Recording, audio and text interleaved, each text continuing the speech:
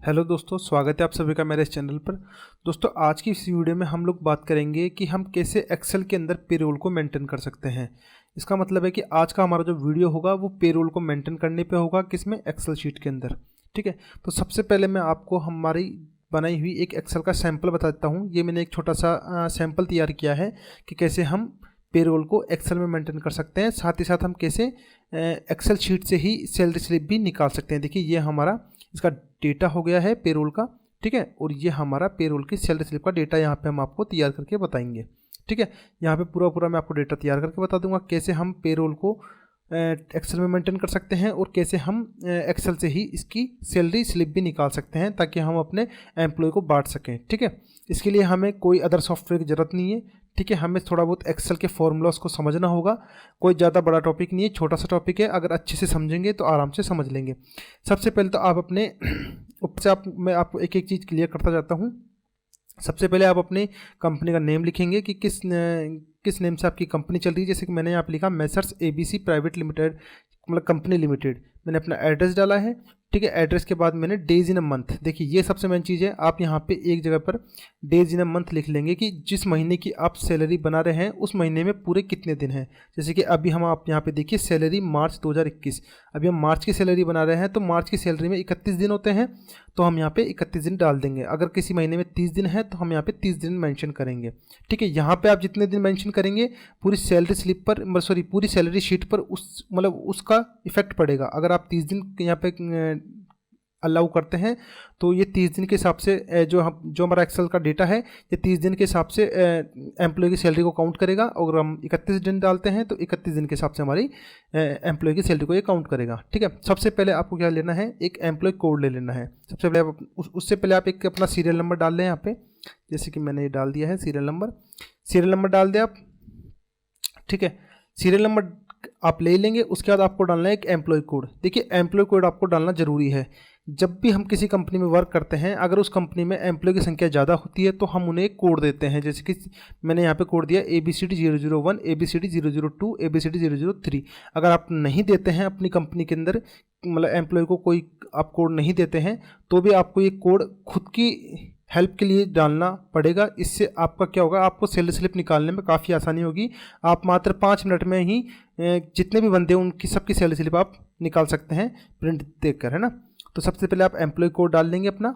ठीक है, जो भी आपको एम्प्लॉय कोड डालना है वो आप डाल दें। उसके बाद आप नेम डालेंगे कि आपके एम्प्लॉय का नेम क्या है। जैसे कि मैंने यहाँ पे एग्जांपल के तौर पे 5-6 नाम लिए हैं, जैसे कि रघु जोशी, अमन मेहरा, प्रियंक मीना और राजेश कुमार और जगदीश सैनी। ठीक है, उसके बाद आप इनके फादर का नाम ले लेंगे। फादर के नाम के अंदर जैसे मैंने लिया है रामोतार, प्रदीप, जगदीश, राधेश्याम, कैलाश, है ना। और ये आपको डेटा इसलिए लेना है, फादर नेम। उसके बाद आपको लेना है डेट ऑफ ज्वाइनिंग। ठीक है ना, ये डेटा आपको इसलिए लेना है तब क्योंकि आप जब उनकी सैलरी स्लिप, पे स्लिप आप उनकी निकालेंगे तो उसके अंदर ये डेटा मेंशन करना जरूरी होता है कि उनके फादर का नाम क्या है, उनकी डेट ऑफ ज्वाइनिंग क्या है, उनका ESI नंबर, UN नंबर क्या है, ये सब मेंशन करना जरूरी होता है। ठीक है, तो आप सबसे पहले एम्प्लॉय कोड, फिर नेम, फिर फादर नेम डालेंगे। उसके बाद आपको डेट ऑफ ज्वाइनिंग डालनी है। डेट ऑफ ज्वाइनिंग मतलब किस तारीख को एम्प्लॉय ने आपकी कंपनी को ज्वाइन किया, आपको वो यहाँ पे मेंशन करना जरूरी है। ठीक है ना। उसके बाद आता है ESI नंबर। ESI नंबर क्या होता है, जब हमारा कोई एम्प्लॉय मतलब बीमार पड़ जाए या फिर मान के चलिए उसका कोई, भगवान ना करे, उसका कोई एक्सीडेंट हो जाए, कुछ भी हो सकता है, तो ESI से यानी कि गवर्नमेंट के थ्रू हमको मतलब ESI उसकी बीमारी से रिलेटेड या फिर उससे रिलेटेड इंश्योरेंस प्रोवाइड करवाया जाता है, जिसके द्वारा उसको जैसे कि फाइनेंशियली तौर पर हेल्प मिल जाती है अपना इलाज करवाने के लिए। ठीक है ना, तो इसलिए हमारा ESI नंबर हम मेंशन करते हैं, एम्प्लॉय को प्रोवाइड करवाते हैं गवर्नमेंट के थ्रू से ना। तो इसका हमें हर मंथ में एक चालान भरना पड़ता है। आप वो चालान भी कैसे मतलब डिपॉजिट करवा सकते हैं ऑनलाइन, मैं आपको उसके बारे में बताऊंगा। काफ़ी सिंपल प्रोसेस है उसका भी। उसके बाद आता है UAN नंबर। UAN नंबर मतलब अगर सिंपल भाषा में बोलूँ तो PF नंबर। PF अकाउंट क्या होता है, हर महीने हम एम्प्लॉय की सैलरी से कुछ % हिस्सा काटते हैं। ठीक है, और साथ ही साथ जो हमारे एम्प्लॉयर होते हैं, एम्प्लॉयर मतलब हमारे बॉस, कंपनी के MD, आप मैनेजिंग डायरेक्टर बोल लीजिए, अगर प्रोप्राइटर है तो आप बॉस बोल लीजिए, तो उनके हिस्से से भी हम कुछ % हिस्सा काट के, और साथ साथ एम्प्लॉय के हिस्से से भी कुछ % हिस्सा काट के, है ना, हम ऑनलाइन गवर्नमेंट को जमा करवा देते हैं। और वो गवर्नमेंट क्या करती है, उस पैसे को एक पीएफ अकाउंट क्रिएट करती है और उसको उसमें जमा करवा देती है, प्रोविडेंट फंड जिसे हम बोलते हैं, उसके अंदर जमा कराती है। और उसको आगे मतलब हर मंथ वो पैसा जब हम काटते हैं तो हमें हर मंथ उसके अंदर वो पैसा जमा कराना पड़ता है।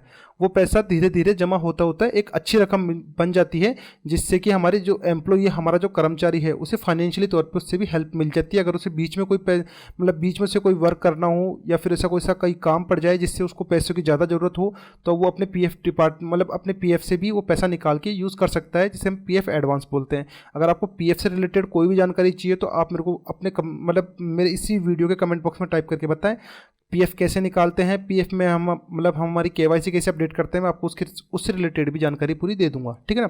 तो ये हमारा पीएफ नंबर है, ठीक है। उसके बाद आता है डिपार्टमेंट, कि आपका जो एम्प्लॉय है, ये एम्प्लॉय किस डिपार्टमेंट से बिलोंग करता है। जैसे कि हमारा जैसे मैंने यहाँ पे लिखा है रघु जोशी हमारा एडमिन डिपार्टमेंट से बिलोंग करता है।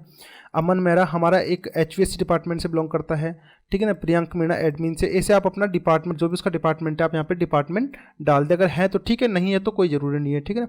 नेक्स्ट लोकेशन, आपका जो एम्प्लॉय है वो किस लोकेशन पे वर्क करता है। जैसे कि मान के चलिए आपकी कंपनी के अंदर 3-4 ब्रांच है, ठीक है, लेकिन आपकी सैलरी किसी एक ही ब्रांच से बनती है, तो आप यहाँ पे मेंशन कर सकते हैं कि जो हमारा एम्प्लॉय है वो किस ब्रांच से रिलेटेड है या किस ब्रांच से वो बिलोंग करता है, किस ब्रांच पे वो वर्क करता है, ठीक है ना। जैसे कि हमने यहाँ पे लिखा है रघु जोशी को एचओ मतलब हेड ऑफिस, कि वो हेड ऑफिस में वर्क करता है। जैसे हमने यहाँ पे लिखा है प्रियंका मीना को फैक्ट्री, एफएसी यानी फैक्ट्री, यानी कि वो हमारा प्रियंक जो मीना है वो हमारे फैक्ट्री में वर्क करता है। जगदीश सैनी हमारे फैक्ट्री में वर्क करते हैं। रघु जोशी हमारा हेड ऑफिस में करता है। अमन मेहरा हमारा हेड ऑफिस में करता है। राजेश कुमार हमारा हेड ऑफिस में करता है। तो इस तरह उसकी जो लोकेशन है आप उसकी लोकेशन उसको दे सकते हैं। नेक्स्ट है डेजिग्नेशन, उसकी जो हमारा रघु जोशी है उसका क्या पद है, यानी जो हमारी कंपनी में वर्क कर रहा है वो किस पद पे वर्क कर रहा है, तो हमें यहाँ पे वो मेंशन करनी है, ठीक है। जैसे कि हमारा रघु जोशी परचेज डिपार्टमेंट से करता है, मतलब परचेजर है, और अमन मेरा हमारा टेक्नीशियन है, प्रियंक मीना हमारा एक्स्ट्रा एग्जीक्यूटिव हुआ, राजेश कुमार हमारा ऑफिस बॉय हुआ, और रघु जोशी हमारा जगदीश सैनी हमारा हेल्पर हुआ, ठीक है ना। तो ये हमारे लिए डेटा क्या होता है, हमें भरना जरूरी होता है। ये डेटा हम क्या करेंगे, ये डेटा हमारी पे स्लिप जब हम निकालेंगे तो हमारी पे स्लिप में पूरा डेटा ये ऑटोमेटिकली शो कर जाएगा। जैसे हमने अगर रघु जोशी की पे स्लिप निकालेंगे तो उसमें उसकी date of joining, ESI number, UN number, department, मतलब उस बंदे को अपनी पे स्लिप देख के सब कुछ पता लग जाएगा कि वो किस डेजिग्नेशन पे काम कर रहा है, किस लोकेशन पे कर रहा है, किस डिपार्टमेंट में कर रहा है, क्या उसका ईएसआई नंबर है, पीएफ नंबर है। तो वो बार बार आपसे 10 तरह के सवाल पूछने नहीं आएगा कि सर मेरे को मेरा पीएफ नंबर दे दो, सर मेरे को मेरा ईएसआई नंबर दे दो। तो वो सिर्फ आपको प्रिंट आउट निकाल के उसकी पे स्लिप भर के देनी है और पे स्लिप से अपना वर्क कर लेगा, ठीक है। अब हम आगे चलते हैं। नेक्स्ट है हमारा डेज वर्कड, यानी देखिए नेक्स्ट है, एक बार मैं इसको थोड़ा सा हाइड कर देता हूँ ताकि आपको अच्छे से समझा सकूँ। मैंने हाइड कर दिया, ठीक है। अब देखिए हमारा नेक्स्ट है रघु जोशी का नेक्स्ट है हमारा डेज वर्कड, यानी कि कितने दिन हमारे एम्प्लॉय ने वर्क किया, आपको यहाँ पे वो मेंशन करना है। जैसे कि हमारा रघु जोशी ने 31 दिन वर्क किया, ठीक है। अमन मेहरा ने 27 दिन वर्क किया, प्रियंक मीना ने 31 दिन वर्क किया, और राजेश कुमार ने हमारे 30.5 यानी कि 30.5 दिन वर्क किया। जगदीश सैनी ने हमारे 16 दिन वर्क किया, ठीक है ना। तो हमें यहाँ पे क्या करना है, हमें यहाँ पे उनके डेज वर्क यानी कि उसने कितने दिन वर्क काम किया, महीने के पूरे दिनों में से कितने दिन उसने काम किया, यानी कितने दिन उसकी प्रेजेंट लगी, आपको वो यहाँ पे मेंशन कर देनी है, ठीक है ना। नेक्स्ट है employer contribution as per month, यानी कि एम्प्लॉयर कौन हुआ, देखिए समझिए 2 तरह के हेड होते हैं, एक होता है एम्प्लॉयर और एक होता है एम्प्लॉय। एम्प्लॉयर कौन होता है, एम्प्लॉयर होता है हमारा बॉस, कंपनी का मतलब मैनेजिंग डायरेक्टर या फिर प्रोपराइटर जो भी आपके हैं, ठीक है ना। तो उसे हम बोलते हैं एम्प्लॉयर, और एक होता है एम्प्लॉय मतलब कर्मचारी, जितने भी हमारे मतलब कंपनी वर्क मतलब बंदे काम कर रहे हैं उनको हम क्या बोलते हैं, उनको हम बोलते हैं एम्प्लॉय, ठीक है ना। अब यहाँ पर लिखा है contribution as per month, employer contribution as per month, ठीक है ना। यानी कि उस महीने में, जिस महीने की हम सैलरी स्लिप बना रहे हैं, उस महीने के अंदर हमारी जो कंपनी का एमडी है, ठीक है ना, मैनेजिंग डायरेक्टर है, उसने क्या कंट्रीब्यूट किया, उसने अपनी तरफ से क्या हिस्सा दिया, ठीक है ना। तो देखिए सबसे पहले चीज़ समझ लो आप ढंग से कि ईएसआई पीएफ, एक तो होता है पीएफ प्रोविडेंट फंड, एक होता है हमारा ईएसआई, ठीक है ना। पीएफ में क्या होता है, पीएफ यानी प्रोविडेंट फंड, इसके अंदर हमारे मैनेजिंग डायरेक्टर को यानी कि हमारी कंपनी के एमडी को यानी कि कंपनी की तरफ से भी कुछ हिस्सा जमा कराया जाता है एम्प्लॉय की सहायता के लिए, और एक हिस्सा काटा जाता है एम्प्लॉय की सैलरी के अंदर से, जो भी हम क्या करते हैं काट के और उसे हम गवर्नमेंट को सौंप देते हैं कि भैया जब इसको जरूरत पड़े आप इसके पीएफ मतलब हम इसको काट के पीएफ डिपार्टमेंट में डाल देते हैं, मतलब उसके पीएफ अकाउंट में डाल देते हैं, और वो उसको जब जरूरत होती है वो अपने पीएफ अकाउंट से पैसा निकाल लेता है। ठीक है ना। तो हर महीने के अंदर हमारी कंपनी की तरफ से या जिस भी कंपनी में आप वर्क कर रहे हैं उस कंपनी की तरफ से पीएफ डिपार्टमेंट के अंदर एक कॉन्ट्रीब्यूशन दिया जाता है, एक हिस्सा दिया जाता है। ठीक है ना। ऐसे ये पीएफ में भी दिया जाएगा, ऐसे ईएसआई में भी दिया जाता है। जो हमारी कंपनी की तरफ से हिस्सा मिलाया जाता है वो पीएफ के अंदर कितना मिलता है, 13.15% यानी 13.15% मिलता है, और ईएसआई में कितना मिलता है, 3.25% हिस्सा मिलता है। ठीक है ना। अब देखिए समझिए, यहाँ पे मैंने लिखा हुआ है 13.15 यानी कि 13.15%। ठीक है ना। जबकि जमा कितना होता है, जमा ओनली 12% यानी 12% ही होता है। 1.15% चार्जेस जो होता है ये चार्जेस कट जाते हैं, इसे हम बोलते हैं एडमिनिस्ट्रेशन चार्जेस। यानी कि जब हम पीएफ जमा कराते हैं तो एक प्रकार की मान लीजिए जब वो हमारा पीएफ जो हम पीएफ डिपार्टमेंट में डालते हैं, पीएफ अकाउंट में डालते हैं, उसकी मेंटेनेंस उसका रख रखाव तो उन सबका खर्चा को हम अगर सीधी भाषा में बोले तो 1.15% हमारा चार्जेस कट जाता है, और जो 12% होता है ये हमारा पीएफ डिपार्टमेंट पीएफ अकाउंट में इंक्लूड हो जाता है। ठीक है ना। नेक्स्ट है ईएसआई। ईएसआई हमारा क्या होता है कि बीमारी से बचाने के लिए कर्मचारी की अगर कोई बीमारी हो जाए, एक्सीडेंट हो जाए, कुछ से मतलब किसी चीज़ से रिलेटेड उसको फाइनेंशियली हेल्प करने के लिए हम क्या करते हैं, ईएसआई में पैसा जमा करवाते हैं। तो एम्प्लॉयर का कितना हिस्सा करता है, उसमें 3.25% हिस्सा करता है। ठीक है ना। नेक्स्ट आता है बेसिक। अब देखिए मैंने यहाँ पे कुछ हेड लिए हैं, इनको कैसे क्रिएट करना है, इनमें क्या फॉर्मूला लगाया वो सब आपको बाद में बताऊंगा। सबसे पहले आपको एक एक हेड क्लियर कर देता हूँ। नेक्स्ट आता है बेसिक। बेसिक क्या होता है कि हर महीने एम्प्लॉय को एक बेसिक अमाउंट, एक जिसे हम बोलते हैं ना बेसिक फिक्स अमाउंट, हम उसको मंथली देते हैं। जैसे कि देखो सिंपल भाषा में समझ लो आप तो कि पे रोल के अंदर कई तरह के हेड होते हैं, जैसे basic, HR, conveyance, bonus, leave encashment, gross, total. ठीक है। 10 तरह के हेड होते हैं। इसके अलावा एक होता है एचआरए भी होता है, जिससे देखिए मैंने यहाँ पे लिखा हुआ है एचआरए है ना। कई तरह के हेड होते हैं। मैंने यहाँ पे उनमें सिर्फ कुछ हेड लिए हैं ताकि आपको कंसेप्ट आपका क्लियर हो जाए। बाकी आपके जितने हेड है, जितना परसेंट करता है आप उसको उतना इंक्लूड कर लें। सबसे पहले मैंने लिया है बेसिक, फिर मैंने लिया है एचआर, फिर मैंने लिया है कन्वेंस, और इन तीनों को मिला के मैंने लिया है क्या, टोटल। बेसिक, एचआर, कन्वेंस, ये तीनों मिलके हमारा क्या आएगा, टोटल आएगा। और फिर हमने लिया है बोनस, फिर हमने लिया है लीव इनकैशमेंट, और ये सारे मिलके कौन सा, बेसिक, एचआर, कन्वेंस, ये तीनों मिलके तो आया टोटल। और टोटल, बोनस और लीव इनकैशमेंट, ये तीनों मिलके हमारा क्या आएगा, ग्रोस आएगा। ठीक है ना। अब देखिए यहाँ पे हमने लिखा कंट्रीब्यूशन किसका, एम्प्लॉयर का, और यहाँ पे वापस एम्प्लॉयर का ही कंट्रीब्यूशन आ गया। ये क्यों, ये भी हम आपको आगे क्लियर करेंगे। ठीक है ना। एक एक चीज़ समझाते चलेंगे।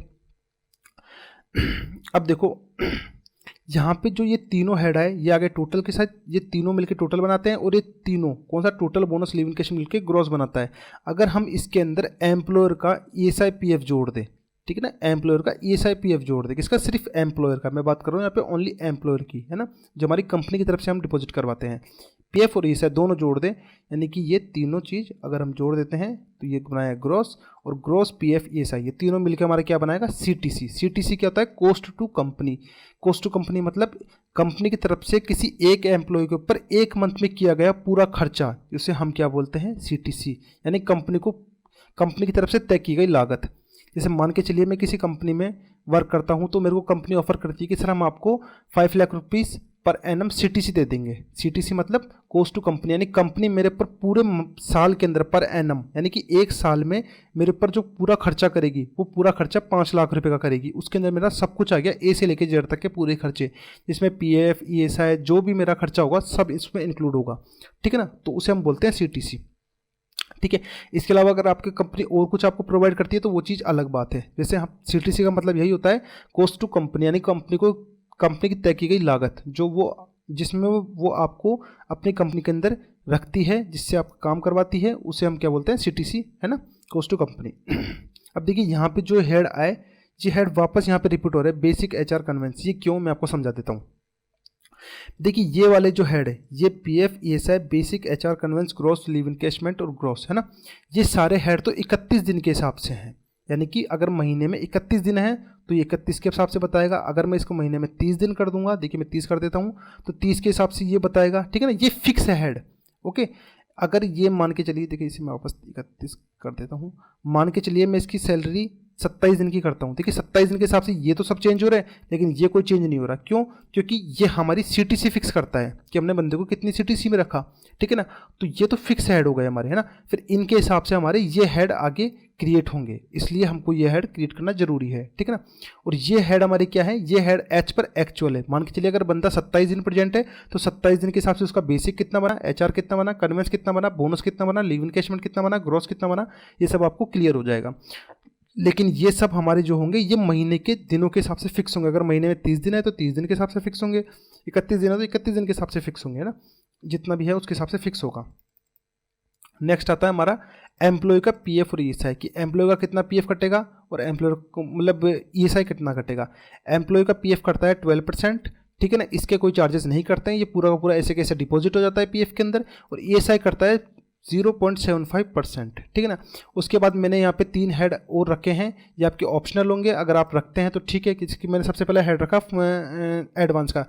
हर महीने में कोई भी एम्प्लॉय आपसे आके कई बार पैसा मांग लेता है कि सर मेरे को 2,000 रुपये की जरूरत है, सर मेरे को 5,000 रुपये की जरूरत है, सर मेरे को 2 रुपये की जरूरत है। तो जो जितना आप उसको एडवांस दे रहे हैं वो आप यहाँ पे लिख दीजिए। आपको बार बार याद रखने की जरूरत नहीं है, आप यहाँ पे सिर्फ उसका लिख दीजिए कि आपने कितने रुपए उसको एडवांस दिया, तो ऑटोमेटिकली डिडक्ट करते हैं आपको नेट पेबल जो शो करेगा आपको वो उसको पे करना है, ठीक है। और एक मैंने रखा है फ़ोन डिडक्शन, यानी कि आप कई बार क्या होता है कोई कंपनी अपने एम्प्लॉय को फ़ोन भी प्रोवाइड करवाती है, जिसके ज़रिए वो क्या होता है मतलब कंपनी का वर्क करता है। अब कंपनी उसको फिक्स कर देती है कि भैया जैसे हम आपको एक मंथ में 200 रुपये कंपनी की तरफ से प्रोवाइड करवाएंगे, यानी कि अगर 200 रुपये तक का बिल आता है तो कंपनी उसको भर देगी। अगर 200 रुपये से ऊपर आता है, जैसे मान के चलिए 275 रुपये आ गया, तो 75 रुपीज़ आपकी जेब से कटेगा, 200 रुपये कंपनी भर देगी, ठीक है ना। तो उसके लिए हमारा ये फ़ोन डिडक्शन वाला रखा है। एक आता है एलटी या अदर चार्जेस। अदर चार्जेस और एलटी क्या होता है देखिए समझिए। एलटी मतलब लेस टाइम। कई बार क्या होता है कंपनी फिक्स कर देती है कि आपका टाइम है 10 से 6 बजे तक वर्क करने का, ठीक है ना, या फिर 9 से 6 बजे तक वर्क करने का। आप सुबह 9 बजे की जगह आप 10 बजे आ रहे हैं, आप 1 घंटा लेट आ रहे हैं, आप 2 घंटे लेट आते हैं, ठीक है ना। ये आपका काम डेली हो रहा है, या फिर आपकी कंपनी में बहुत ज़्यादा एम्प्लॉई है जो मतलब उसमें अधिकतर लोग आपके लेट आते जाते रहते हैं। तो कंपनी क्या करती है अपना डिसिप्लिन मेंटेन करने के लिए एम्प्लॉय को बोल देती है कि अगर भैया आप लोग लेट आओगे तो आप जैसे 1 घंटा लेट आया तो 1 घंटे के हिसाब से हम आपका पैसा काट देंगे, 2 घंटे लेट आओगे 2 घंटे के हिसाब से आपका पैसा काट देंगे, ठीक है ना। या फिर आप मान के चलिए आप 3 बार लेट आ गए तो 3 बार लेट आने पर आपके 100 रुपये कट जाएंगे, 2 बार लेट आने पर आपके 100 रुपये कट जाएंगे, जो भी है। तो उसको डिसिप्लिन को मेंटेन करने के लिए कंपनी चार्जेस फिक्स कर देती है, तो वो चार्जेस आप यहाँ पे काट सकते हैं। ये आपका ऑप्शनल होंगे तीनों, ठीक है ना। आप रखना चाहे तो रख सकते हैं। नेक्स्ट आता है टोटल रिडक्शन। टोटल रिडक्शन मतलब आपने टोटल कितना पैसा एम्प्लॉय का काट लिया उसकी सैलरी में से, तो उसे हम क्या बोलते हैं टोटल रिडक्शन। अब टोटल रिडक्शन में क्या क्या इंक्लूड होगा, PF, ESI, advance, phone reduction और लेस टाइम। ये सारे हेड जितना आपने जो काटा वो सब इंक्लूड होकर टोटल रिडक्शन में शो कर जाएगा, ठीक है ना। और नेट पेबल क्या हो गया कि उसकी ग्रॉस में से, यानी कि उसका जो ग्रॉस आया उसमें से आपने जो काटा उसको सबको लेस करके नेट पेबल आ जाएगा, ठीक है ना। उसके बाद हमने एक हेड रखा है चेक नंबर का या फिर एनईएफटी का, कि आप उसे अगर चेक के थ्रू आप सैलरी पे करते हैं तो आपको यहाँ पे चेक नंबर डाल देना है। अगर आप उसको सैलरी चेक के थ्रू पे ना करके उसे एनईएफटी करते हैं तो आपको यूटीआर नंबर डाल देना है, यूनिक ट्रांजेक्शन नंबर यहाँ पे प्रोवाइड करवा देना, ताकि आपके एम्प्लॉय को पता लग जाए कि आपने किस मोड के थ्रू उसको पेमेंट दिया है, या फिर जैसे चेक के थ्रू दिया है या फिर एनईएफटी के थ्रू दिया है, ठीक है ना। ये हो गया हमारे कंसेप्ट ऊपर की तौर पर मैंने आपसे पूरा एक एक हेड क्लियर कर दिया है कि कौन सा हेड किस तरह वर्क करता है। अब आते हैं हम इसके फॉर्मूलेस पे, यानी कि इसका जो इनकी जो फॉर्मूला है वो आपको कैसे सेट करना है, ठीक है ना। ये आपको क्लियर हो गए सारे। अब डेज वर्कड ये आपको डाल देना है, ये आपकी नॉर्मल सी बात है कि कितने दिन बंदा प्रेजेंट रहा हो आपको उस हिसाब से डाल देना। अब देखिए यहाँ पे आता है पीएफ का, ठीक है ना। पीएफ 13.15%। देखिए पीएफ किस हिसाब से करता है पहली बात तो समझिए। पीएफ कटता है बेसिक, अगर आपके एम्प्लॉय का बेसिक 15,000 से कम है। देखिए जैसे मैं यहाँ पे आप देख सकते हैं, ये देखिए ये पूरा मैं मार्क कर देता हूँ। देखिए आपको यहाँ पे दिखाता हूँ, मैंने यहाँ पे लिखा है बेसिक, आपको सीधी भाषा में समझा देता हूँ। अगर आपके एम्प्लॉय का बेसिक यानी कि ये वाला हेड, ये बेसिक अगर 15,000 से कम है, देखिए मैं इस वाले बेसिक की बात नहीं कर रहा हूँ, इस वाले बेसिक की बात कर रहा हूँ, ठीक है ना। जो आपने पहला बेसिक रखा है, अगर ये बेसिक आपका 15,000 रुपये से कम है तो आपको कितना परसेंट उसका पीएफ काटना है, 13.15%, ठीक है ना। इसमें आपका एडमिनिस्ट्रेशन चार्जेस भी इंक्लूडेड है ना। आप चाहें तो यहाँ पे 12% कर सकते हो और 1.15% उसका अलग से एडमिनिस्ट्रेशन चार्जेस आप उसके काट सकते हैं, ठीक है ना। तो पीएफ आप कब काटेंगे, अगर उसका बेसिक आपके एम्प्लॉय का अगर महीने में पूरे दिन प्रेजेंट रहता है और उसका पूरे महीने का अगर बेसिक उसका बेसिक फिक्स है। अगर बेसिक 15,000 रुपये से कम है तो आपको कितना परसेंट काटना है, 13.15% काटना है। किसका काटना है, बेसिक का ही। ठीक है, समझ गए। वापस समझा देता हूँ एक बार अच्छे से। अगर आपके एम्प्लॉय का, जो आपने एम्प्लॉय रखा, अगर उसका बेसिक 15,000 रुपये से कम है तो आपको 13.15%, देखिए यहाँ पे लिखा हुआ है मैंने, 13.15% आपको उसका पीएफ काट लेना है। अगर उसका बेसिक 15,000 रुपये से ऊपर है तो आपको यहाँ पे उसका पीएफ कितना काटना है, 0 काटना है, आपको कुछ नहीं काटना है। जैसे कि मैं आपको यहाँ पे दिखा देता हूँ, मैं इसका बेसिक एक बार 16,000 कर देता हूँ। देखिए जैसे मैंने 16,000 किया तो ये ऑटोमेटिकली मेरा पीएफ जो है 0 हो गया है। ठीक है ना। तो इसलिए पीएफ कैसे काटना है आपका, बेसिक अगर उसका बेसिक 15,000 रुपये से कम है तो 13.15% काटना है, अगर ज़्यादा है तो आपको 0 काटना है। इसका फॉर्मूला कैसे लगाएंगे अब हम देख लेते हैं। देखिए फॉर्मूला में एक बार आपको वापस नीचे रिटाइप करके बता रहा हूँ। अब चले, सबसे पहले आप इक्वल वाली की दबाएंगे। इक्वल वाली की दबा के आपको बेसिक वाला मोड जो है, आपका बेसिक वाला जो कॉलम है इसको आपको सेलेक्ट करना है। ठीक है, हमने बेसिक वाला कॉलम सेलेक्ट कर लिया। बेसिक वाला कॉलम सेलेक्ट करना है इसका, सॉरी हाँ ये दिया। अब हमको ये वाली की दबा देनी है। अगर ये हमारा 15,000 रुपये से कम है, ठीक है ना, तो हमें कितना काटना है, देखिए अब हमें ये राउंड ऑफ में काटना है। राउंड ऑफ में क्यों, राउंड ऑफ में इसलिए काटेंगे ताकि हमको ये क्लियर हो जाए कि भाई जैसे मान के चलिए आपका कोई अमाउंट आता है 13.25%, तो 13.25 रुपये, 13.25 पैसा, तो 0.25 पैसा नहीं ले, वो सिर्फ 13 रुपये ही ले। अगर आपका अमाउंट 14.50 पैसा आता है तो वो 15 ले ले, तो ऑटोमेटिकली राउंड ऑफ कर ले। तो हमें यहाँ पे उसका राउंड ऑफ के फॉर्मूले के साथ हम इसको लगाएंगे। हमने क्या लिखा, अगर हमारा बेसिक 15,000 रुपये से कम है तो राउंड ऑफ में इस बेसिक का कितना परसेंट, 13.15% है, तो हम यहाँ पे 13.15% टाइप करेंगे, वो काट ले हुए। अदरवाइज अगर नहीं है तो हमें कोमा लगाना है, कोमा लगा के हमें 0 टाइप कर देना है और हमें जो ब्रैकेट इसका बंद कर देना है। ठीक है ना।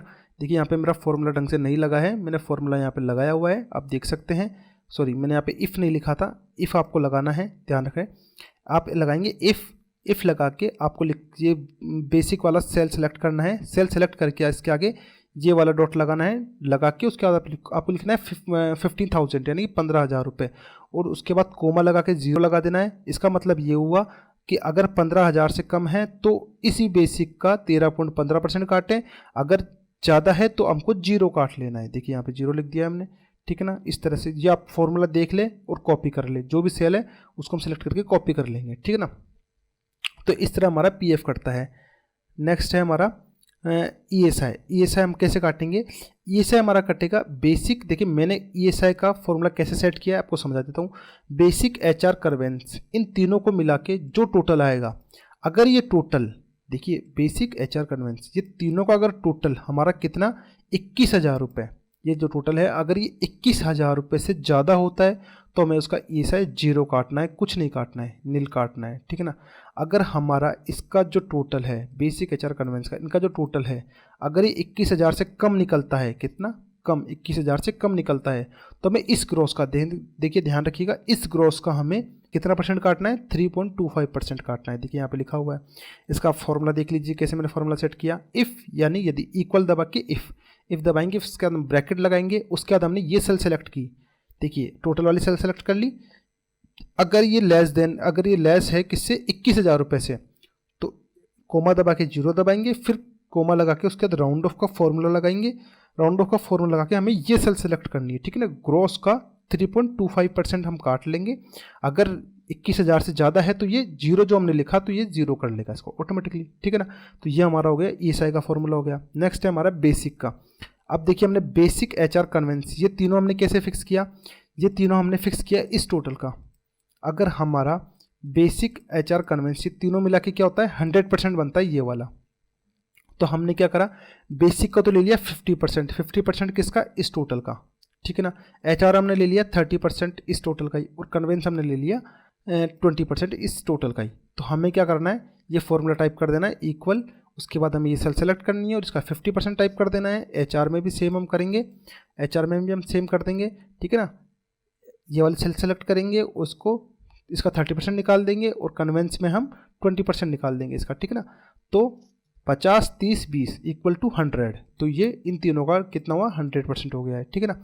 और ये हमें मैनुअल टाइप करना है हर एम्प्लॉय का, जितना भी इसका टोटल होगा हम इसको मैनुअल टाइप कर देंगे। नेक्स्ट आता है हमारा बोनस। बोनस क्या होता है, देखिए बोनस हर कंपनी अलग अलग टाइप से देती है। मैंने यहाँ पे फिक्स रखा है कि हम कंपनी के हर एम्प्लॉय को बोनस फिक्स रखते हैं हम 583 रुपये, जैसे मैंने 583 रुपीज़ फिक्स कर दिया मैंने यहाँ पे कि हम जो बोनस है हर एम्प्लॉय को 583 रुपये का ही देंगे। नेक्स्ट आता है लीव इनकैशमेंट। लीव इनकैशमेंट क्या होता है, छुट्टियों का पैसा। अगर सीधी भाषा में बोलूँ तो छुट्टियों का पैसा। छुट्टियों का पैसा मान के चलिए कैसे देते हैं, आप ऐसे समझिए कि एक महीने में 30 दिन होते हैं, जिसमें हमारे कम से कम 4 संडे पड़ जाते हैं। तो अगर मैं एक नॉर्मली अंदाज़ा लगाऊं तो वर्किंग डेज कितना हुआ, 26 दिन हुआ। लीव इनकैशमेंट देखिए हर कंपनी अलग अलग तरीके से देती है, हर कंपनी का रेट अलग होता है, मंथली रेट अलग होता है कि भैया, और कई कंपनी तो लीव इनकैशमेंट देती ही नहीं है, कई बार ऐसा होता है।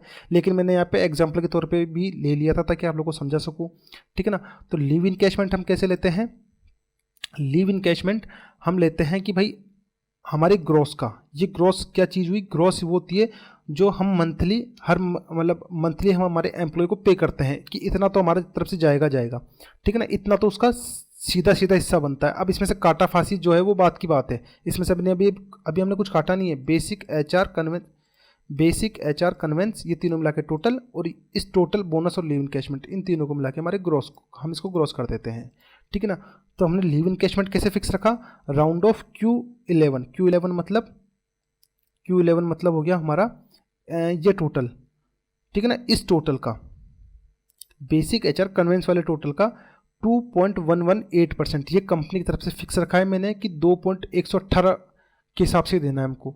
इसमें डिवाइड किया भाई 26 का डिवाइड क्यों किया, क्योंकि एक महीने में हम कम से कम 26 दिन तो मतलब सीधा सा हिसाब लगाए तो 26 दिन तो वर्किंग होती है हमारी कंपनी में, ठीक है ना। और इसके बाद कोमा लगा के हमने 0 लिख दिया है। अगर कुछ नहीं दे रहे तो इसको हम 0 कर देंगे, ठीक है ना। तो ये हो गया इस लीव इनकैशमेंट का फॉर्मूला। और ग्रॉस कैसे बन गया, टोटल, बोनस और लीव इनकैशमेंट इन तीनों को जोड़ के हमने ग्रॉस बना दिया। देखिए तो इसको टोटल को, बोनस को, इन तीनों को हम प्लस कर देंगे। इक्वल दबा के ये वाली सेल सेलेक्ट करेंगे, फिर प्लस, फिर ये वाली सेल सेलेक्ट करेंगे, फिर प्लस, फिर ये वाली सेल सेलेक्ट करके एंटर प्रेस कर देंगे तो हमारा ग्रॉस बन जाएगा। अब देखिए वापस मैं एक बार आपको वापस रिपीट कर देता हूँ। हमने बेसिक एचआर कन्वेंस को जोड़ के टोटल बनाया, और टोटल, बोनस, लीव इनकैशमेंट को जोड़ के हमने ग्रॉस बनाया। अब देखिए मैंने यहाँ पर भी एम्प्लॉयर का कॉन्ट्रीब्यूशन ले लिया, यहाँ पर भी ले लिया। ये तो आपको कन्फ्यूजन वाला काम हो गया, लेकिन आपको कन्फ्यूज नहीं होना है। ये मैंने किस हिसाब से रखा है देखो समझा देता हूँ। ये वाला जो पीएफ है ये फिक्स है, ये 31 दिन के हिसाब से फिक्स है, महीने में जितने दिन होगा उसके हिसाब से फिक्स है। जबकि ये वाला पीएफ कैसे है, महीने में जितने दिन प्रेजेंट होगा उसके हिसाब से ये वाला पीएफ कटेगा हमारा, ठीक है ना। महीने में जितने दिन प्रेजेंट होगा उसके हिसाब से ये वाला पीएफ कटेगा। ये वाला ईएसआई है, महीने में जितने दिन प्रेजेंट होगा उसके हिसाब से कटेगा। जबकि ये वाला ईएसआई महीने के दिन के हिसाब, मतलब महीने के पूरे दिन के हिसाब से फिक्स है। ऐसे ही ये बेसिक एचआर कन्वेंस, ये सब कुछ क्या है, फिक्स है महीने के पूरे दिन के हिसाब से। जबकि यहाँ से जो आप सेल देख रहे हैं, यहाँ से जो आप डेटा देख रहे हैं, ये उसके प्रेजेंट के ऊपर निर्भर करेगा कि भाई जितने दिन प्रेजेंट है उसके हिसाब से यहाँ का डेटा उसका शो करेगा हमको, ठीक है ना। अब देखिए ये वाला फॉर्मूला हमने कैसे फिक्स किया, ये भी आपको बता देता हूँ मैं। ये फॉर्मूला हमने कैसे फिक्स किया, इफ़, यदि ये वाला बेसिक, हमको बेसिक देखिए समझ लेना, यही सेलेक्ट करना है। अगर ये वाला बेसिक 15,000 रुपये से कम है तो राउंड ऑफ 0, राउंड ऑफ, फिर ये वाला बेसिक लेना है हमको ना, ये वाला बेसिक लेंगे, ये वाला बेसिक का 13.15% काट लेना है, ठीक है ना। ये 13.15% काट लेना है। इस वाले बेसिक का काटना है, क्यों, क्योंकि ये वाला बेसिक महीने के जितने दिन प्रेजेंट है उसके हिसाब से। जब हम किसी का पैसा काटते हैं तो उसके हिसाब से तो काटेंगे भाई, जितने दिन वो एब्सेंट था उस हिसाब से थोड़ी काटेंगे कि भाई मतलब महीने में 31 दिन है तो 31 दिन के हिसाब से काटो, महीने में 30 दिन है तो 30 दिन के हिसाब से काटो। जितना दिन एब्सेंट है उसके हिसाब से तो काटेंगे हम उसका पैसा। तो महीने में जितना दिन प्रेजेंट है उसके हिसाब से हमने उसको दे दिया, ठीक है ना। तो इस बेसिक, अगर ये बेसिक हमारा 15,000 रुपये से कम है तो इस बेसिक का हमको कितना देना है, 13.15% देना है, ठीक है ना। ऐसे हम एचआर भी फिक्स कर देंगे हमारा, सॉरी ईएसआई भी फिक्स कर देंगे हमारा, पीएफ हमने दे दिया, इसके हिसाब से हम हमारा, देखिए ये हमने सेलेक्ट किया इस टोटल का। पहले हमने इसमें इस टोटल का लिया था, तो अभी भी हम इस टोटल का, अगर ये टोटल 21,000 रुपये से कम है तो हमें इस वाले किसका, इस वाले ग्रोस का। देखिए ये ग्रोस का है ना, पहले हम इस ग्रोस का दे रहे थे, अब हम इस ग्रोस का देंगे। ये ग्रोस हमारा महीने के पूरे दिन के हिसाब से था, और ये ग्रोस हमारा कैसे है, एच पर एक्चुअल जितने दिन प्रेजेंट है उसके हिसाब से है, ठीक है ना। तो इस ग्रोस का हमारा कितना परसेंट देना है हमको उसको, इस ग्रोस का 3.25% हम काट लेंगे। तो ये फॉर्मूला आप देख के कॉपी पेस्ट कर लीजिएगा इसको, ठीक है ना। ये हो गया हमारा। नेक्स्ट है CTC। CTC कैसे बनी, CTC देखिए, एंटर मारता हूँ मैं। CTC हमारी कैसे बनी कि उसके ग्रोस में, ठीक है ना, जो उसका ग्रोस बना उसके अंदर जो एम्प्लॉय खर्चा कर रहा है उसको हम जोड़ देंगे, ठीक है ना। ये तो ग्रोस हो गया एच पर एक्चुअल, ठीक है ना। ये एच पर एक्चुअल हमारा खर्चा हो गया, ठीक है ना। इस ग्रोस में अगर हम ये तीनों चीज़ जोड़ देंगे तो हमारी CTC निकल जाएगी। CTC मतलब मैंने आपको बता दिया, कंपनी को पड़ने वाली एक महीने की लागत को हम क्या बोलते हैं, मंथली CTC, ठीक है ना। अगर पर एनम है तो साल की CTC अलग होगी, ठीक है। जो भी है यहाँ पे आप सिलेक्ट कर लेके डाल दें, है ना। अब ये हमारा हो गया, CTC भी हमारा क्लियर हो गया। बेसिक, अब देखिए बेसिक हमने कैसे लिया, बेसिक हमने लिया, देखिए बेसिक हमने कैसे लिया, बेसिक हमने लिया, सबसे पहले हमने लिखा equal to round off. Round off करके हमने सबसे पहले ये वाली सेल सेलेक्ट की, ये वाली N11 वाली सेल सेलेक्ट करके हमने इसके अंदर डिवाइड किया। डिवाइड कितने का किया हमने, 31 का किया। देखिए 31 को जब हमने डिवाइड किया तो आप यहाँ पे देख रहे हैं, यहाँ पे एक डॉलर का चिन्ह आ रहा है, ठीक है ना। ये डॉलर का चिन्ह का मतलब क्या हुआ, इस डॉलर के चिन्ह का मतलब हुआ कि ये सेल फिक्स हो गई। अगर हम जब हम फॉर्मूला ड्रैग करेंगे तो नीचे वाली सारी सेल हट जाएगी, लेकिन ये वाली सेल क्या होगी, हमारी फिक्स है, ये वाली सेल हमारी हिलेगी नहीं, ठीक है ना। हमने जो फॉर्मूला सेल सेलेक्ट किया तो ये सेल फिक्स हो गई, और ये वाली सारी सेल ड्रैग होती जाएगी, जबकि ये वाली सेल ड्रैग नहीं होगी, ठीक है ना। तो इसको हम कैसे प्रेस करेंगे, देखिए मैं यहाँ पे इसको लगा के देख लेता हूँ, आपको बता देता हूँ। इक्वल, आप यहाँ पे लिखेंगे राउंड, ये आपने डेटा लिया, सबसे पहले हम लेंगे बेसिक, ये हमने लिया इस बेसिक को, इसमें डिवाइड करेंगे हम, सॉरी इसको हम डिवाइड करेंगे हम इसका, और हम इसको Alt F4, सॉरी एक सेकंड F7 हम ड्रैग लिया, एक सेकंड आपको बता देता हूँ। आपको F4 प्रेस करना है, F4 प्रेस करेंगे तो ये वाली सेल हमारी फिक्स हो जाएगी, ठीक ना। F4 प्रेस करते जैसे हमारी सेल फिक्स होगी, उसके बाद हमें क्या करना है, मल्टीप्लाई कर देना है इस वाली सेल से, जो भी इसकी सेल है जितने दिन प्रेजेंट है उसके हिसाब से हम इसको फिक्स कर देंगे, ठीक है ना। तो इस हिसाब से हमारा जो हमारा फॉर्मूला है वो हमारा फिक्स हो जाएगा। ये देखिए यहाँ से आप देख लीजिए, इक्वल राउंड ऑफ, उसके बाद हमें ये वाली सेल सेलेक्ट करनी है, इसमें डिवाइड देना है इस वाली सेल का, उसके बाद हमें F4 प्रेस कर देना है। F4 प्रेस करने से हमारी वाली सेल फिक्स हो जाएगी, और उसको हम मल्टीप्लाई कर देंगे जितने दिन वो वर्क था, और उसके बाद कोमा लगा के 0 लगा के हमारा हम कोष्टक बंद कर देंगे, जिससे क्या होगा कि जितने दिन प्रेजेंट था उसके हिसाब से इस बेसिक का ये बेसिक निकाल देगा, कि हमने जो मंथली इसका बेसिक फिक्स किया, इसमें से जितने दिन वो प्रेजेंट था उसके हिसाब से इसका इसने बेसिक निकाल दिया है, ठीक है ना। ऐसे हम HR को भी निकाल देंगे।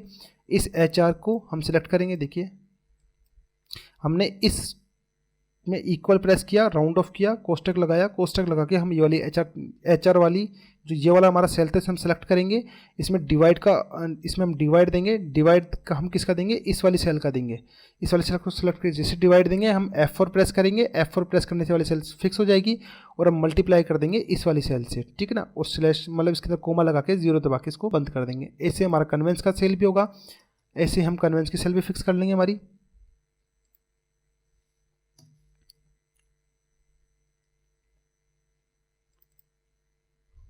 ठीक है ना, ऐसे हमारी कन्वेंस वाली सेल भी फिक्स कर लेंगे हम, जो भी है हमारी, ठीक है। अब बोनस की हमारी कैसे फिक्स होगी, बोनस की भी ऐसे फिक्स होगी, ठीक है ना। बोनस में हमें क्या करना पड़ेगा, देखिए आप देख लीजिए, बोनस में हमें राउंड ऑफ प्रेस करना है, राउंड ऑफ प्रेस करके उसके बाद हमें ये वाली सेल सेलेक्ट कर लेनी है। अगर आप सेल सेलेक्ट करते हैं तो ठीक है, नहीं तो आप 583 आपका फिक्स था, 583 लिख सकते हैं।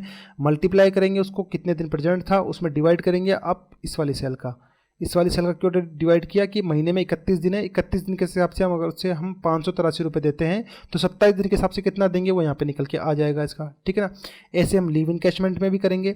लीव इनकैशमेंट में देखिए हमने F2 प्रेस करता हूँ मैं, इन तीनों सेल को सिलेक्ट किया है ना, इन तीनों सेल को सिलेक्ट किया, 1 2 3, ये तीनों मिला के हमारे क्या आएगा, लीव इनकैशमेंट टोटल का इन टोटल का, ठीक है ना, लीव इनकैशमेंट इन टोटल का हमने क्या किया, उसको 2.118% अगर फिक्स है, जो भी आपकी कंपनी फिक्स कर रखी है उस हिसाब से आप इसे दे देंगे, ठीक है ना। ये हमारा हो गया है। नेक्स्ट है हमारा ग्रॉस क्लियर था हमारा कि भाई पहले हम इन तीनों को जोड़ के टोटल ला रहे थे और इन तीनों को जोड़ के ग्रॉस ला रहे थे। तो अब हम यहाँ पे हमने देखिए से टोटल का रखा हुआ था ऑप्शन, यहाँ पे टोटल का ऑप्शन नहीं है, तो हम basic HR conveyance leave encashment इन सबको मिला के ग्रॉस ले आएंगे हमारा, ठीक है ना।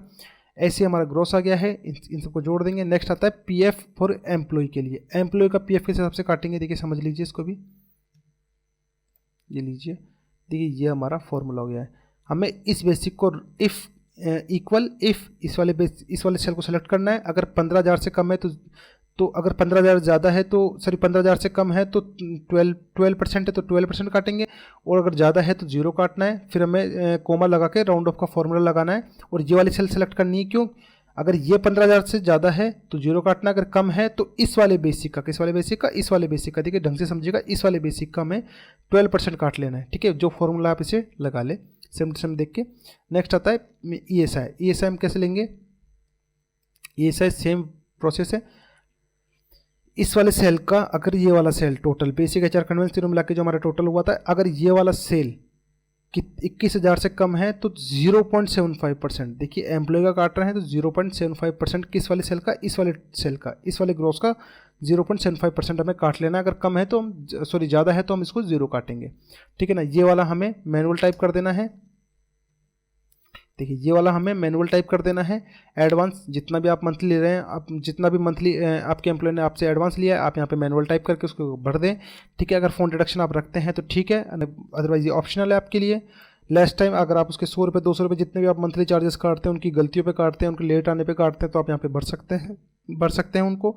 और टोटल हम किस हिसाब से बनाएंगे, टोटल में हमें PF ESI advance phone deduction और लास्ट टाइम इन सब का मिला के हमें टोटल रिडक्शन बना लेना है। और नेट पेबल कैसे निकलेगा, इस ग्रॉस में से हमें ये वाला सेल घटा देना है। देखिए अगर मैं ये टाइप करूँ, देखिए इस वाले ग्रॉस में से हमें जो टोटल रिडक्शन हमने जितना कुछ काटा उसको घटा देंगे तो नेट पेबल हमारे सामने आ जाएगा, ठीक है। तो और यहाँ पे उसका जो भी हम उसको चेक थ्रू दे, चेक नंबर, अगर NEFT कर रहे तो UTR नंबर हमें डाल देना है। यहाँ पे सिग्नेचर का कॉलम मैंने इसलिए रखा, अगर आप एम्प्लॉय को सैलरी खुद के हाथों से बांटते हैं तो आप यहाँ पे उनके सिग्नेचर भी करवा सकते हैं प्रिंट आउट लेके, ठीक है ना। अब जो फॉर्मूला हमने यहाँ पे टाइप करो तो आपको क्या करना है, सिर्फ इसको ड्रैग कर देना है, ऐसे पकड़ के नीचे खींच देना है, तो आपके यहाँ पे सबके फॉर्मूले सब पे अप्लाई हो जाएंगे, ठीक है। देखिए मैं आपको यहाँ पे एक एक चीज़ का फॉर्मूला लगाना नहीं बताऊँगा। अगर आपको वाकई पेरोल एक्सेल के अंदर मेंटेन करना है तो सबसे पहले आपको इसके फॉर्मूले लगाना सीखना पड़ेगा। मैंने आपको फॉर्मूले का एक छोटा सा इंट्रो दे दिया है कि किस तरह आपको फॉर्मूले लगाने हैं। एक एक चीज़ के फॉर्मूले खुद लिख के जो मैंने शीट बनाई उसको आपको पूरी शीट को दिखा दिया है, आप चाहे से कॉपी पेस्ट कर सकते हैं। अगर आपको एक्सेल का बेसिक का नॉलेज कम है या बेसिक का नॉलेज नहीं है तो हो सकता है आपको मेरे फॉर्मूलेज लगाने में थोड़ा दिक्कत आए। तो सबसे पहले आपको एक्सेल पे अपना जोर देना है कि आपको एक्सेल अच्छे से सीख लेना है, क्योंकि पेरोल एक थोड़ा हाई लेवल वर्क हो जाता है, चाहे उसे एक्सेल में मेंटेन करें, चाहे उसे टेली में मेंटेन करें, या फिर आप उसे कोई अदर सॉफ्टवेयर में मेंटेन करें, ठीक है ना। पेरोल एक थोड़ा सा लेंथी टॉपिक है। ये तो मैंने एक छोटा सा हेड क्लियर किया। अगर मैं आपको इसे पूरा संक्षिप्त रूप से अगर मैं इसे क्लियर करूं, अगर मैं इसे पूरा समझाऊं एक एक पॉइंट को, तो मेरा ये वीडियो कम से कम 8-10 घंटे का बन जाएगा, लेकिन हमारा पेरोल का टॉपिक क्लियर नहीं होगा, ठीक है ना। तो एक प्रकार से मैंने आपको इसका सारे फॉर्मूले दिखा के एक एक चीज़ का फॉर्मूला मैंने आपको क्लियर कर दिया है। फिर भी अगर आपको कोई ऐसी चीज़ लगे कि हमको ये चीज़ समझ में नहीं आई है या फिर ये चीज़ समझ में नहीं आई है, आप मेरे को इस वीडियो के कमेंट बॉक्स में टाइप करके पूछ लें, मैं आपको उस चीज़ का जवाब ज़रूर देने की कोशिश करूँगा। आपको उस चीज़ के जवाब की मना नहीं करूँगा, ठीक है ना। ये तो हो गया हमारा क्या, ओनली पेरोल मेंटेन करना, कि हम एक्सेल के अंदर कैसे मेंटेन करेंगे। अब अगली वीडियो के अंदर हम लोग सीखेंगे कि हम पे स्लिप कैसे निकाल सकते हैं, पे स्लिप हम कैसे बना सकते हैं, उसमें क्या क्या हमें रखना है क्या नहीं रखना है, ठीक है ना। तो उसे हम कैसे बना सकते हैं और कैसे हम पे स्लिप से 2 मिनट के अंदर प्रिंट आउट निकाल के और अपने एम्प्लॉय को बांट सकते हैं कि ले भाई तेरी पे स्लिप पकड़ और तेरे को जो देखना उसमें से तू देख लेना, अगर इसमें से नहीं समझ में आए तो तू आके मेरे से पूछ लेना, ठीक है ना। मान के चलिए आप किसी बड़ी कंपनी में काम करते हैं, किसी कॉर्पोरेट लेवल कंपनी में वर्क करते हैं और उसके अंदर आपको बोल दे कि आप ये आपको एक्सेल में पेरोल मेंटेन करना है और आपको एक्सेल से ही पे स्लिप निकाल के देनी है। तो वहाँ पे जैसे मान के चलिए आपके 300 वर्कर है, 2000 वर्कर है, 400 वर्कर है, जितने भी वर्कर हैं, आप एक एक को समझाने बैठेंगे नहीं। तो आपके लिए पे स्लिप क्या काफ़ी हद तक हेल्प कर देती है आपके और आपके एम्प्लॉय दोनों को समझने के अंदर। उसके अंदर आपको मतलब उसके एम्प्लॉय मतलब आपके जो एम्प्लॉय है उसको आपको सीटी से समझ में आ जाएगी, उसका पीएफ ईएसआई कितना तो एम्प्लॉयर का कट रहा है, कितना नहीं कट रहा है, कितना उसका खुद का हिस्सा कट रहा है, कितना नहीं कट रहा है, उसको सब क्लियर हो जाएगा। कितनी उसकी प्रेजेंट है, क्या उसकी डेट ऑफ ज्वाइनिंग है, क्या उसका ईएसआई नंबर है, क्या उसका पीएफ नंबर है, ये सब उसको क्लियर हो जाएगा। देखिए ना, ये सब उसको क्लियर हो जाएगा। अगर आपको एक्सेल से रिलेटेड और भी कोई वर्क सीखना हो या फिर आपको और कोई वर्क जानना हो कि सर हमको एक्सेल के अंदर ये बता दीजिए, आपको जो भी पूछना है आप कमेंट बॉक्स में टाइप करें और आप उसको आप उस चीज़ के बारे में मेरे से पूछ सकते हैं।